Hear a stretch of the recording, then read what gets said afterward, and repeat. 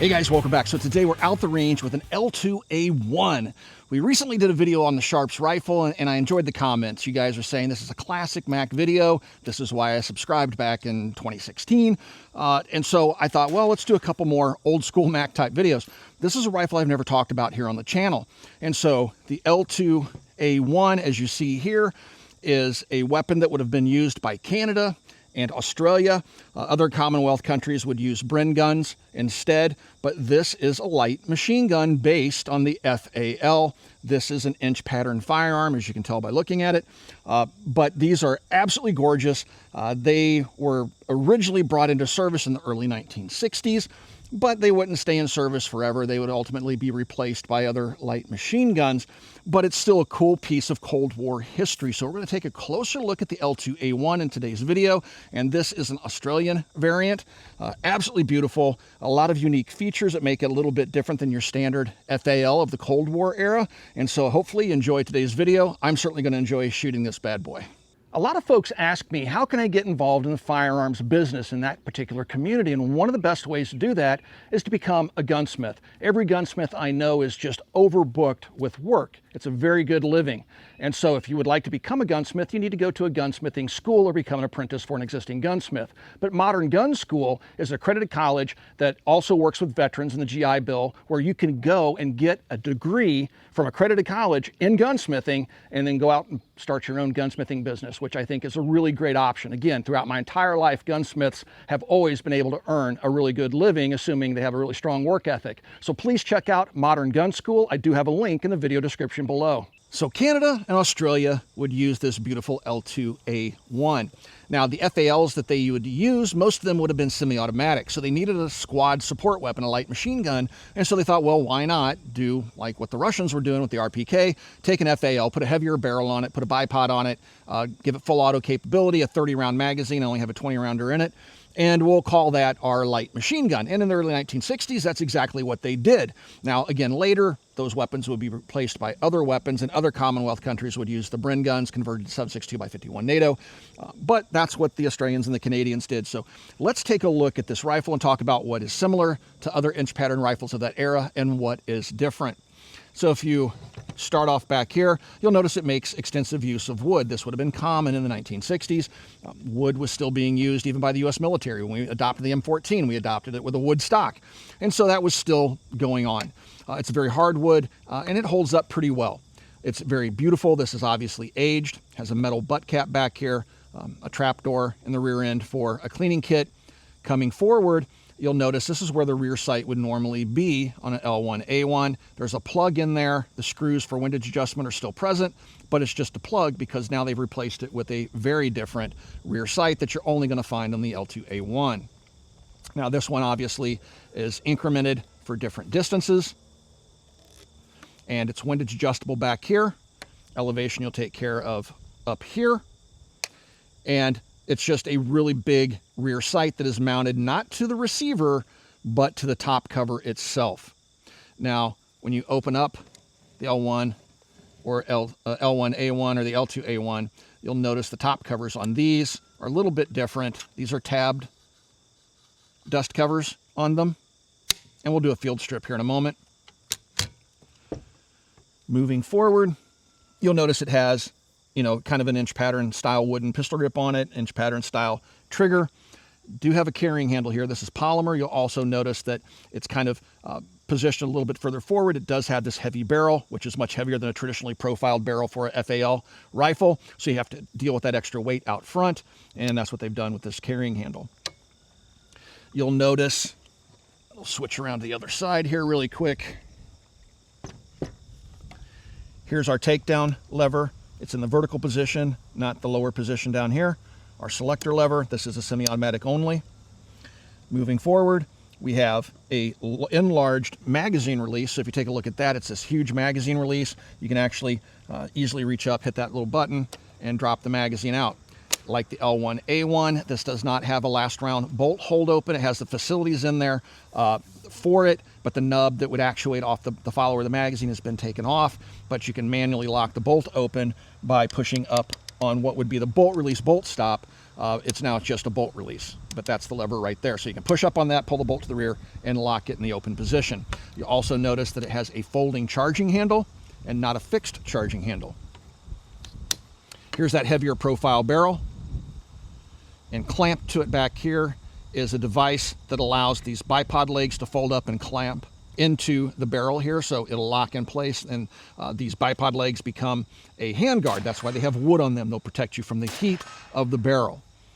Coming up here, we have a kind of conventional FAL style gas system. It's adjustable. You just have click adjustments.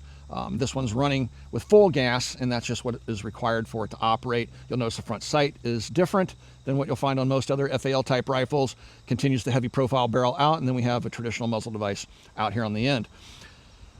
The bipod legs, just pinch them, bring them back, and you can see where they're supposed to lock in right here. There's little tabs here, and they'll lock into the receiver, and then that will become your hand guards for using it like a rifle, if you will. But once you go prone and start using it like a light machine gun, you're going to want to keep your hands well away from that barrel because it is going to get hot relatively fast. So, absolutely beautiful rifle. You can see with the magazine inserted, I pull the bolt to the rear, the bolt still goes home. Even though it's empty, it's not locking open. But if I push up on that bolt hold, I can lock it open manually and then insert a fresh magazine, hit the button, and charge the weapon. You'll also notice there's sand cuts on the bolt carrier, and we'll show you that in a little bit more detail when we get to the field strip portion of the video. Okay guys, let's do a little shooting with the L2A1. I am going to be shooting some just standard Federal American Eagle. This is some 150 grain ball ammunition. Federal does supply the ammunition free of charge to the channel. I want to thank them for doing that. I've been using Federal ammunition since I was a kid. Outstanding ammunition, great people over there. All right, so we'll take our 20 round magazine. Now keep in mind there were 30 round magazines available for the weapon as well.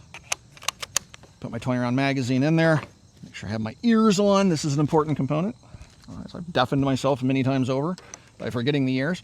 Charging the weapon, you have the folding charging handle. I'm just going to pop that charging handle out, pull the bolt to the rear, and release it. And then I can push that handle forward. It's non-reciprocating, so that's not going to move, so I can put my thumb there if I want to.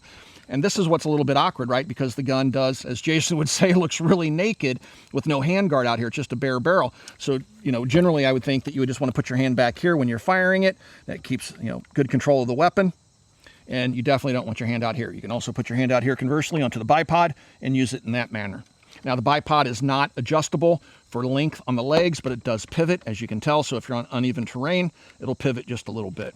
It will not collapse when you push into it, so you can push into it a little bit. And let's do a little bit of shooting at 100 yards on our challenge steel target.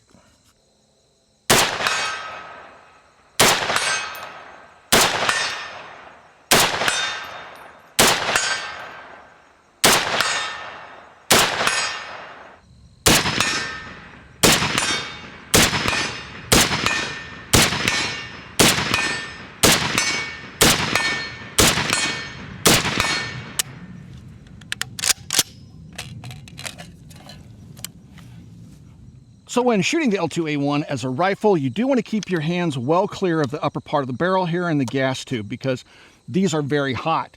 And you want to keep your hands down here on the wooden heat shielding. You don't want to wrap your hand around because this weapon's already hot and I can feel the heat radiating away from that barrel and gas system. So keep the hand down low and don't put your fingers up there when you're shooting it, even as a rifle. But shooting it as a rifle, you can.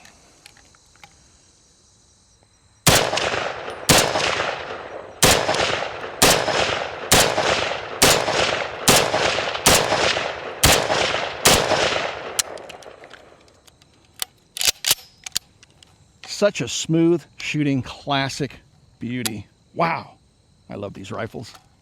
All right, so let's field strip it really quick. I'm not going to spend a whole lot of time on this because it's just an FAL. It just looks a little bit different externally. So first we want to make sure the weapon is empty, so I'm going to drop that magazine out of the weapon. I'm going to pull the charging handle to the rear, check the chamber area, and the weapon is safe, and it is on safe. Next, you're just going to hit the lever here, pull this back, and the top will hinge open. Now, you can just pull out your bolt and carrier and clean this if you like and put it back together. Bolt and carrier comes apart as well. Very simple, no tools required. You can also just pull the top cover off and that opens up the entire receiver, making it much easier to clean and punch your bore. You can also take the gas system apart very easily. You just push a button and rotate this in piece. It'll pop out, and then you can take your gas rod out and clean that, but that's not necessary for regular field maintenance. This is about as far as you need to go. The FAL is an extremely simple weapon.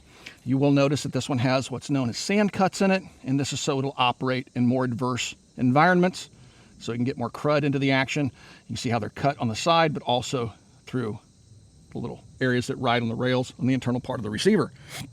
Putting it back together, just take your bolt, put the firing pin in back there, push in, and it's in. This is your locking shelf, so when it's in battery, you'll see how that pops up. When it's in battery, that drops down into a locking shelf right here, and that's what holds the weapon closed and safely in battery. When the gas system is actuated, gas comes out up here from the barrel, hits a gas rod, that'll pop out right here. It's just a short stroke gas piston. It'll tap on the face of the carrier, and that sends it rearward, which will then cause it to unlock. When it unlocks, you'll see how it, when the bolt moves forward, how it drops down, but when it's in its right orientation, it actually comes up. And that allows it to move rearward. The recoil springs back here in the stock. This arm interfaces with the recoil spring back here. I can actually show you what that looks like. A lot of times it's easier to put these back together just with the muzzle down.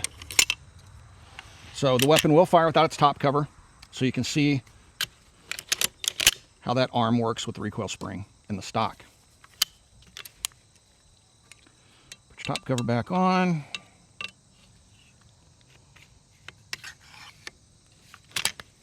And that's it. Now, if you look at the receiver over here, you can see the markings on it. This is an actual Australian rifle. So these were imported for a short time, and only a handful of them exist. Both my L1A1 and L2A1 rifles are Australian in origin.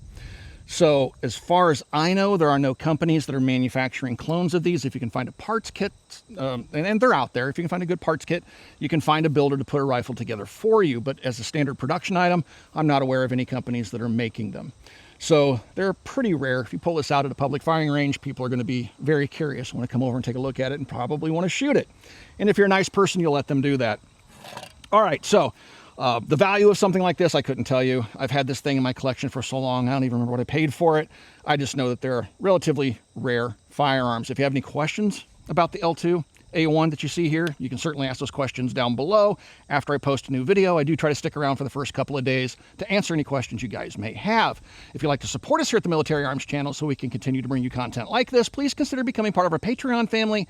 There is a link in the video description below. Also, right here on YouTube, you got the little, underneath the player you're watching right now, you got the join and thanks button. You can hit either one of those buttons and help support us right here on YouTube in the age of demonetization. Thank you for 17 years of support. Please swing by, check out Copper Custom. We'll talk to you guys soon.